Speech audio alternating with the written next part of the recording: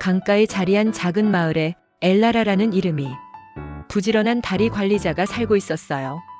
그녀의 꿈은 모든 마을 사람들이 강 건너편으로 안전하게 건너갈 수 있도록 튼튼하고 아름다운 다리를 많이 만드는 것이었죠. 엘라라는 다리를 더 빠르고 멋지게 짓기 위해 특별한 기계를 빌렸어요. 이 기계는 아주 강력했지만 그만큼 조심스럽게 다뤄야 했죠. 빌린 기계로 다리를 짓는 것은 마치 큰 빚을 지고 사업을 하는 것과 같았어요. 그녀가 지은 다리가 튼튼하고 인기가 많으면 기계 사용료를 갚기가 쉬웠어요.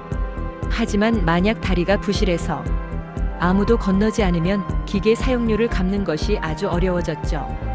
다리와 기계는 마치 한 몸처럼 연결되어 있었답니다. 엘라라는 다리를 통해 돈을 벌고 싶었지만 그보다 더 중요한 것이 있었어요. 바로 다리가 항상 안전하고 모든 마을 사람들이 믿고 건널 수 있도록 하는 것이었죠. 이것이 바로 다리 관리자로서 그녀의 공익성이었어요. 이 마을에는 강을 돌보는 현명한 레지날드라는 강 관리인이 있었어요. 레지날드는 다리가 제대로 지어지고 있는지 안전 기준을 잘 지키는지 꼼꼼하게 확인했죠. 그는 엘라라가 다리를 지을 때 지켜야 할 중요한 규칙들을 정해주었어요.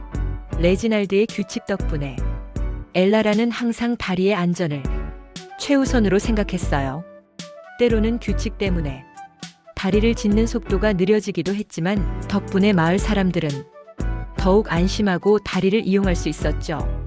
엘라라의 일은 단순히 다리를 짓는 것만이 아니었어요. 그녀는 마을 사람들이 강을 건너는 데 필요한 모든 도움을 주는 서비스를 제공했죠. 다리가 부서지면 빠르게 고치고 길을 잃은 사람들에게는 방향을 알려주었어요. 그녀는 마을 사람들의 필요를 듣고 더 좋은 다리 서비스를 제공하기 위해 끊임없이 노력했어요.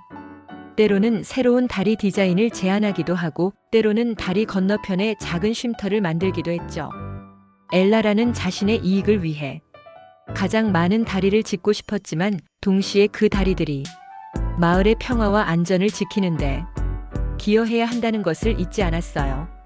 그렇게 엘라라의 강가 마을은 튼튼하고 안전한 다리들 덕분에 모두가 행복하게 오갈 수 있는 번성하는 곳이 되었답니다. 엘라라는 이익과 공익 사이의 균형을 잘 지켜낸 현명한 다리 관리자로 기억되었어요.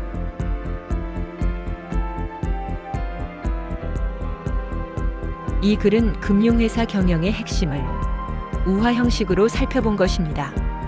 이제 금융회사 경영의 기본 원칙과 특징에 대해 좀 더 살펴보겠습니다.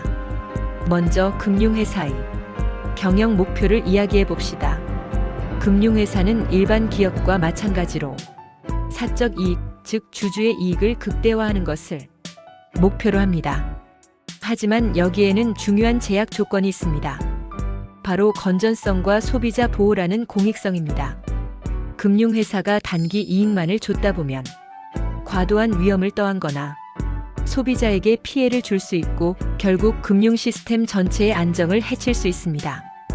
따라서 금융회사는 이익을 추구하되 동시에 금융 시스템의 안정성과 고객 신뢰라는 공익적 가치도 지켜야 합니다. 그렇다면 금융회사 경영에는 어떤 특징이 있을까요? 크게 4가지로 정리할 수 있습니다. 첫째, 레버리지 산업이라는 점입니다. 금융회사는 자기 자본보다 훨씬 큰 규모의 부채, 즉 예금이나 차입을 통해 자금을 조달합니다.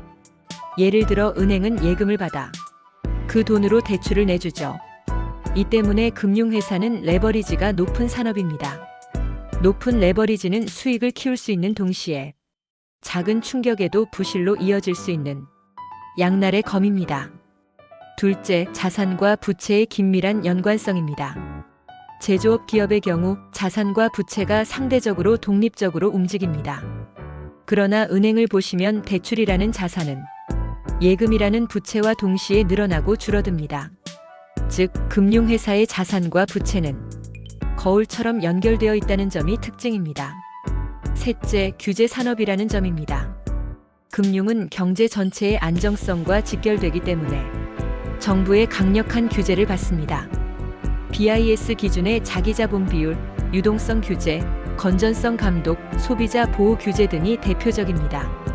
이 때문에 금융회사 경영은 자유로운 시장 경쟁보다는 규제와 감독 아래에서 이루어집니다. 넷째, 서비스업적 성격입니다. 금융회사는 제조업처럼 물건을 생산하지 않습니다. 대신 자금을 중개하고 위험을 관리하며 지급결제를 지원하는 등 무형의 서비스를 제공합니다. 즉, 금융은 눈에 보이지 않지만 경제를 움직이는 혈액순환과 같은 역할을 하는 서비스 산업입니다.